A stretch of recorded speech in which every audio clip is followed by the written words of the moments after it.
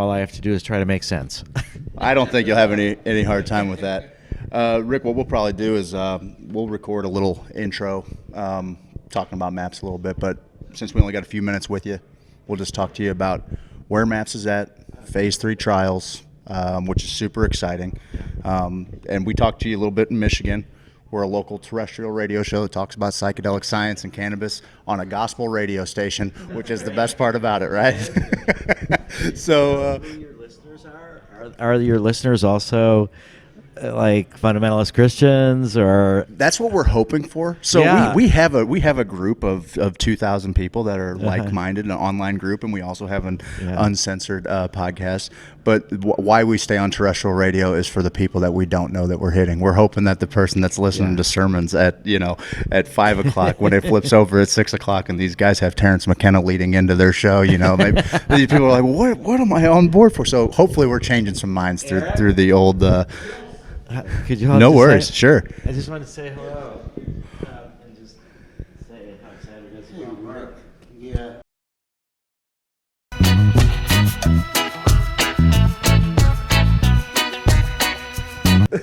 It's true. All right. So, I think we left off with fundamentalist Christians hearing us talking about Ibogaine and Terrence McKenna talking about the nature of reality, the syntactical nature of reality. And actually, when I think about it, when I look at where the resistance might come from, where a backlash might come from to the mainstreaming of psychedelics, the place I'm worried about the most is the fundamentalist Christians. Sure. And I think what I would hope for them, for those that are listening, to realize that actually this could enrich their faith. It's not going to take away from their faith. It will take away from a certain literalism, but it will deepen the actual meaning and practice and spirituality. And so if you, this fear of letting go of the literalism, that this is the one right only way, makes people think they'll be left with nothing. Yeah. But actually, the symbolic aspects of it, and you'll be left with even more in a deeper comfort. Doubt. So I just hope that there's some people questioning and listening from that community. Personally, I completely relate to that. I think that I was further away from my faith than ever as my dad was dying, and I was introduced to ayahuasca, and it not only brought me to grips with my own mortality and and also with my dad's mortality, but also brought me closer to whatever. That now I spend my days in search of trying to define what God is rather than who God is and why He's trying to punish me, and it's just a totally different ballgame. So we were going to talk about this regardless, and a friend of ours worked at a radio station. We went there and we walked in, and they had the gospel music playing and everything. I'm like, are you sure we're in the right place? He's like, oh yeah, man. After 6 o'clock, the FCC doesn't care what we talk about. And I'm like, okay, well, rock and roll. Here we go. So, Rick, you're primarily, obviously, you're the founder of MAPS, and MDMA is moving, I guess, probably quicker ahead in anything except maybe ketamine. I don't know. Well, ketamine, S-ketamine, one of the isomers, ketamine has been approved for depression. Okay. I'd say it's a good example of the difference between nonprofit pharmaceutical drug development and for-profit pharmaceutical drug development. So ketamine itself is generic and cheap. So the for-profit company, Johnson & Johnson, and then Jensen, developed an isomer of ketamine, which they could patent. Okay. It's probably not any better than ketamine. Sure. I've done all the isomers and ketamine as well. And what they're doing is they're delivering it without psychotherapy. So the concept is that this drug will reset your chemistry in a certain way, like electroconvulsive therapy. Okay. And that you don't need to, most people who are providing ketamine throughout America are not providing it with therapy. MAPS just had a conference in Austin, and there were several therapists there who presented who do combine ketamine with psychotherapy. And what they said was that when you combine ketamine with psychotherapy, it works better, and you need fewer infusions of ketamine. Go figure. So it's not as good for the pharmaceutical They're not going to sell as much as ketamine, or but as much they'll ketamine. help people more. And so I think that we've got ketamine, S-ketamine has led the way. There are people that are looking at R-ketamine, the other isomer of ketamine, and to see how that might work for depression. But I think the racemic, the generic ketamine, is probably the best. But, I'm not sure who's going to test it because, again, they can't make any money at it. Can't patent it. And so for nonprofit drug development, really the mission is different. Yeah. It's to really maximize public health rather than maximize money. It's harder to raise the money from donations than it is from investors. Sure. But fortunately, we've been able to raise over $75 million in the history of MAPS. Wow. And so we're doing nonprofit drug development. Yeah. And then once we get MDMA into prescription use, it's not going to be MDMA. It's MDMA-assisted psychotherapy. The emphasis is on therapy, and the emphasis is on making it so that people don't need MDMA anymore. Sure. So that they only need it a few times. Absolutely. So that's our long-term goal. We hope by 2022 we'll have it as a prescription medicine approved. Okay. We should have all of our data by the middle to end of 2021. Okay. And if all goes well, then what we'll do is we'll start making MDMA into a medicine for other things other than PTSD. Fair enough. Okay. And then also, I'd like to start looking at ibogaine for opiate addiction. Yes. I'd like to get the flower, cannabis flower, as a medicine. Yes. For pain or PTSD in a way that's smoked or vaporized. Yes. That then becomes generic and inexpensive, and insurance covers it. Sure. So we're sort of trying to build an engine of nonprofit psychedelic and marijuana drug development. It's so exciting to me. It's so exciting because we have one of the things, Steve's wearing a hat right now, Project 422. We work with a veterans organization, about 22 veterans completing suicide a day, many more trying every day, and so much of these veterans are coming home being handed trash bags full of pills to treat, psychoses and different mental illnesses that actually are exacerbated by these different SSRIs and things like that. And it seems like psychedelics work counter to that, yes, where they're actually rewiring neural pathways. Yeah, I thought your metaphor of trash bag was pretty good for all these drugs. That one of the Steve doesn't like when I get any praise. That's good. One of our veterans from our study said that the VA and others had got him taking 42 pills a day. It's crazy. And it wasn't really helping him that much. You take one pill, then you take another for the side effects of the first pill, then you take another for the side effects of the second pill. And basically what they're doing is they're numbing you out and they're reducing the symptoms, but they're not addressing the cause. And when you stop taking the pills, the problems go back. Sure. So our method, our operational approach, is to try to get at the root cause with this MDMA-assisted psychotherapy so that people can address those fundamental memories that are causing them pain and trauma, and then rewire the brain, as you said. And then once they've done that, then they can keep healing themselves on their own without more medication. That's our goal. And we find that some people are able to heal themselves after just one MDMA session. We think our standard model will be 2 MDMA sessions with 9 90-minute non-drug psychotherapy sessions, 3 before the first MDMA session for preparation, and then 3 after each of 2 MDMA sessions. Sure. Some people will need 3 or 4 sessions of MDMA. It'll vary. But what we're really seeing is that once people with PTSD learn that suppressing the trauma or just reducing the symptoms doesn't really teach them how to deal with their difficult feelings. And if you can learn how to let them to the surface and not be overwhelmed by them and process them, then you can keep healing yourself on your own after the MDMA is over. The other thing I should add is that we use a 2-person therapy team. And usually it's a male-female team, but not always. And eventually we think one of them will be a licensed therapist, the other will be a student, an intern being supervised by the first person and becoming a student. So that'll lower the cost of it.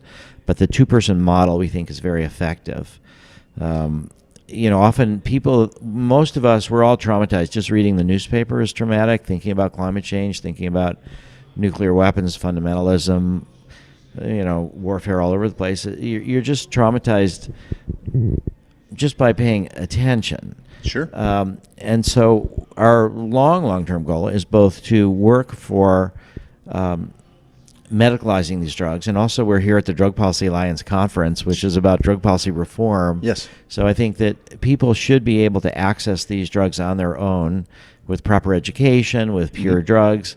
And in the end, what I think we're going to be doing is trying to heal people through peer support networks, through healing themselves, through proper education.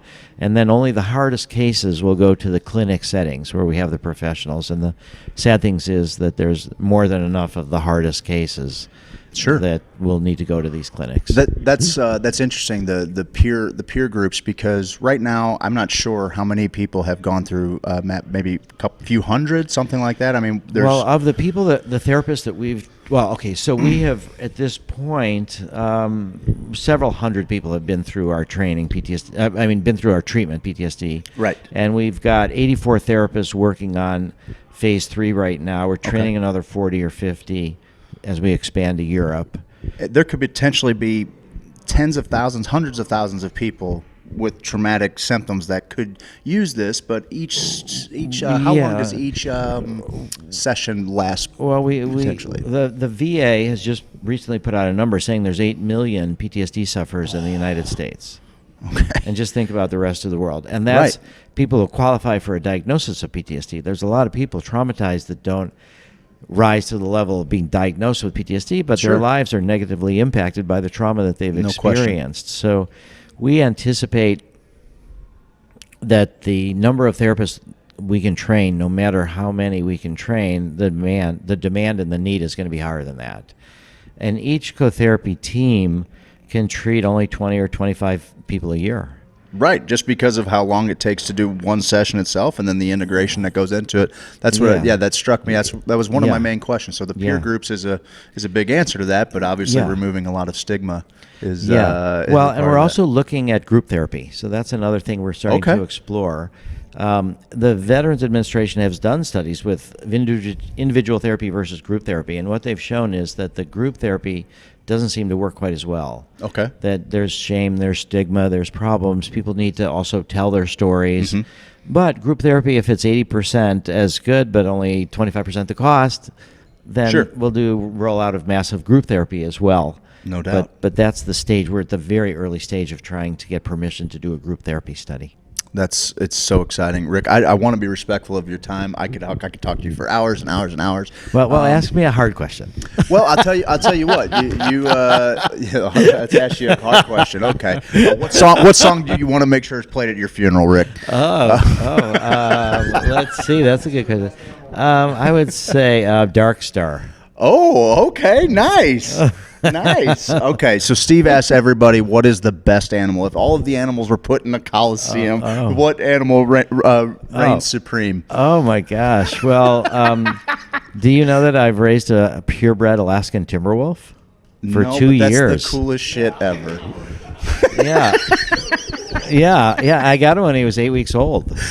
And that's so cool. When I was 21. So I really feel like the wolf is my animal. I've learned so much from him. And it was because I was living in Sarasota, Florida, which was the winter home of the Ringling Brothers Circus. Yeah. And there's all sorts of people there from circuses and carnivals. And there was this group that was raising wild animals for circuses and carnivals, and they weren't taking care of them. And the Humane Society shut them down, and the female wolf was pregnant and had a litter of 8. Now, this is 1975, and the zoos were full, the sanctuaries were full, and there was nothing they could do with these wolves. So they put an ad in the paper. Do you want to help raise wolves? Yes. That's so cool. And I was at the time looking for a dog, and this friend of mine saw this ad, and she told me there's this ad for wolves. I'm like, so I ended up applying, and that is tremendous. I'm so glad to get that from you. The other thing that's even more amazing is that wolves are born with their eyes closed for a few days. So the Humane Society, knowing that they couldn't find sanctuaries or zoos or anything for them, took these wolves away from their mother right when they were born and bottle fed them by humans. So when they opened their eyes, they bonded on people. So this was an incredible, and so I was super shy. 21 years old, and so I asked for the most dominant of the litter so that I could kind of get a feel for what that might be like. Yeah. And this wolf lived with me for 2 years. I built a big pen on the outside, couldn't house train him, which was kind of good. We howled together. We used to run through the woods together. I had all this land, and we'd run through the woods at night. And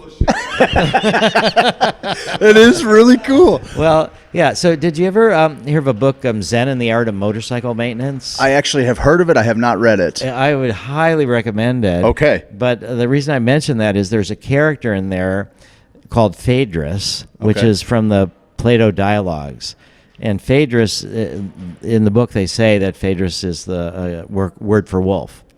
And it's the taming power of love is the part of the dialogue. Phaedrus is this guy from the countryside, and he's brought into sort of this philosophical society. And so that was the name of my wolf, was Phaedrus. That is so cool. And in Zen and the Outer Motorcycle Maintenance, it's the alter ego of the guy who writes the book. He's gone crazy, and he's gone through electroconvulsive therapy, and he called his old self Phaedrus, and he's trying to integrate and not lose the magic of the old self too. So sure. Anyway, that's if I had to have one animal, and I've got incredible pictures. I do have one more going back to it. Okay, we brought a movie here to premiere, and we decided we were going to fill the theater with veterans and first responders from shock to awe. Oh, great! You brought it here. Our friend Matt Cale was one of the central subjects of the film, and I heard you talking a little bit in Michigan about how MAPS is also working with maybe ayahuasca studies overseas. Yeah, and one of the things that I'm most curious about is what do the controls look like in an ayahuasca? It seems like it'd be a lot easier to control MDMA or to ketamine or things like that. But when it comes to doses, and you're talking about brews and everything being different, what does that control situation look like? Well, I think that your first thought there was, I would say, wrong, which is that MDMA and LSD and other things like that, mushrooms, are just as hard as ayahuasca. Okay. Not because of how you take it, but because of the effects. Okay. So it's very difficult to do a double-blind study with any psychedelic. Sure. Compared to a placebo. That makes sense. Even compared to an active placebo like niacin or an amphetamine. So basically, a lot of my PhD dissertation was about trying to solve the double-blind problem. Okay. And so I spent a lot of time working on that, and I actually thought I solved the problem. And what my solution is that you do therapy with low dose of the drug versus therapy with full dose. Okay. And then everybody is told they're going to receive the same thing. And most people don't know how to tell a low dose from a full dose. Right. The therapist sometimes would have a hard time to tell. And so I was, super happy. I persuaded my professors to approve my PhD. Sure. This was just a part of my dissertation, but I thought I'd solve the problem. And so when we started doing the research, I found out to my dismay that my solution was wrong. And so part of it was right, that the low dose therapy with low dose did produce blinding to some degree. But with MDMA, and I don't know if it's true with LSD or ayahuasca or psilocybin or anything like that, but low doses of MDMA agitated people. It activated them, the speedy aspects of it. Yeah. But it didn't reduce their fear enough, so that when we tried to work with them on their PTSD, they felt very awkward and uncomfortable. And actually, we showed that people who got therapy without any MDMA did better than people who had therapy with low-dose MDMA. Okay. But then the problem is, as you step up the dose, it's not that far to get to a therapeutic dose. So what we found, to our surprise, also was that 75 milligrams of MDMA with 2 hours later, 37 and a half, worked great. So we found that 25, 30, 40, even 50 milligrams were a little bit awkward for people, but you get up to 75, and then it's working really, really well. Some kind of threshold is passed. So when we went to the FDA and we went to the European agency, the European Medicines Agency, I started out by saying one of my favorite quotes. It was from an old president of Harvard, and he said, "Never forget, there's always a Harvard man on the wrong side of every issue." And so I said, this is me. I thought I had, and this time it's me. My dissertation was wrong. There is no solution to the double-blind problem. And to the FDA, you can tell us, we'll do the blinding if you want that with low dose, but the real question is, if you can do something with therapy, why bother add the drug? Right. And so the real question is, let's do therapy without the drug versus therapy with full dose MDMA. And then the FDA basically agreed to that. And they said there's two main things to do to reduce experimenter bias. And this would apply for ayahuasca, for anything, which is random assignment. So you get everybody similarly motivated.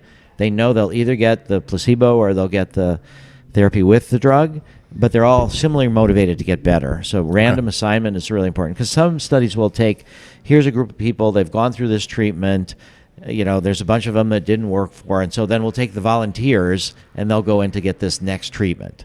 But they're the more motivated people. So you have random assignment, and then the other part of it is that you have to have the person that evaluates how well people are doing be separate from the therapists. So the therapist cannot say, this person did great. It's an independent person, and we have a whole complicated system. We have over 20 raters that do ratings on telemedicine, on video, and they're all calibrated with each other with inter-rater reliability, and they will sometimes only see the person that they rate once, because this large pool will be making sure that other raters get to this person. Sure. Sometimes they'll see him twice. Again, it's a random process. But those are the two main ways that the FDA and the European Medicines Agency said we could reduce experimenter bias. Awesome. Yeah. Rick, you answered my question. I'm so excited to be here with you today. Thank you for everything that you do. And that wasn't even done. that hard of a question. And I'm sorry. I'm not a PhD from Harvard, Rick. Steve, you got anything you want to get on this mic and ask him anything? Okay. You got it. How about a parting thought for all of our Christian fundamentalist friends? I'd say that Jesus would be sympathetic with the people going deep into their own psyche to find ways to be more loving, to be more healthy, to be more inclusive, to reach these kind of mystical senses of connection, to be compassionate, that you're not losing, you're gaining to explore in this way. Rick, you're the best. Thank you so much. Thank you so much. Appreciate you. Great. Thanks, man. That was fun. That was so much fun. Cool.